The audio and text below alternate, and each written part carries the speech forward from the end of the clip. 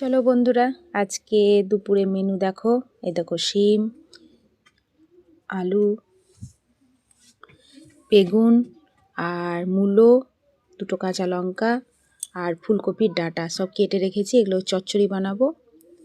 আর এদিকে ধনেপাতাগুলোকে ভালো করে ধুয়ে রেখেছি, এগুলোকে বাটবো আজকে। তার সঙ্গে আছে, দেখো হাসছে, দেখো আদা, কাঁচা লঙ্কা, ডাল ভিজিয়ে ধনেপাতাগুলো এবার শুকনো কড়াইয়ে দিয়ে ভালো করে নাড়িয়ে নেব। এর মধ্যে আদা, কাঁচা লঙ্কা সব দিয়েই নাড়িয়ে নেব, যাতে ধনেপাতার মধ্যে যে জল ভাবটা সেটা যেন না থাকে। এটাকে নাড়িয়ে নিলে এইভাবে ধনেপাতা যদি বাটা হয় তো খেতে খুব সুন্দর লাগে, খুব টেস্ট হয়।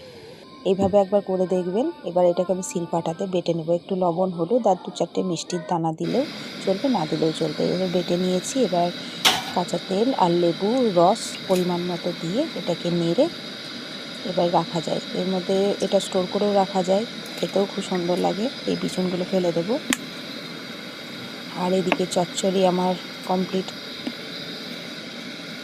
লেবুর বিচুনগুলোকে একটা একটা করে ফেলে দেবো, কেননা বিচুন তো পড়বেই।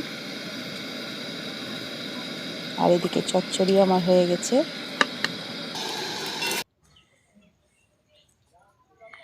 তো চলো বন্ধুরা, সবাই কেমন আছো? তো আজকে রাত থেকেই আমি ভিডিওটা শুরু করলাম। তো আজকে শনিবার, তো রাত্রে আজকে হবে রুটি। তো ময়দাটা আমি মেখে রেখে দিয়েছি। আর দুপুরের মেনু বলতে তো দেখলেই কি রান্না করেছি। আর আজকে রুটি করব, কারণ আমাদের রুটি হয় না সেরকম, কিন্তু মাঝে মধ্যে আমার রুটিটা খেতে ইচ্ছে করে। তো রুটিটা বানিয়ে নিই। তো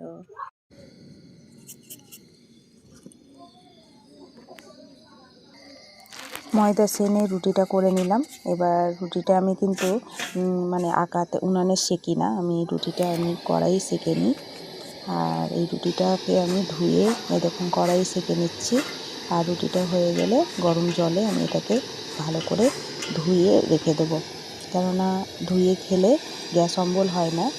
রুটি খেলে আপনারা এরকম ধুয়েই খাবেন। আর এই দেখুন, এটা আমার হোমমেড ঘি। আমি বাড়িতে দুধ থাকে, দুধ থেকে তুলে আমি ঘি করেছি। এবার ঘিটাকে আমি রুটির মধ্যে মাখিয়ে নেব। এইভাবে রুটির মধ্যে মাখিয়ে নিলে শীতের সময় খেতে খুব ভালো লাগে। এর মধ্যে লাগবে শুধু আলু ভাজা। আলু ভাজা দিলেই খুব সুন্দর লাগবে। দেখুন বন্ধুরা,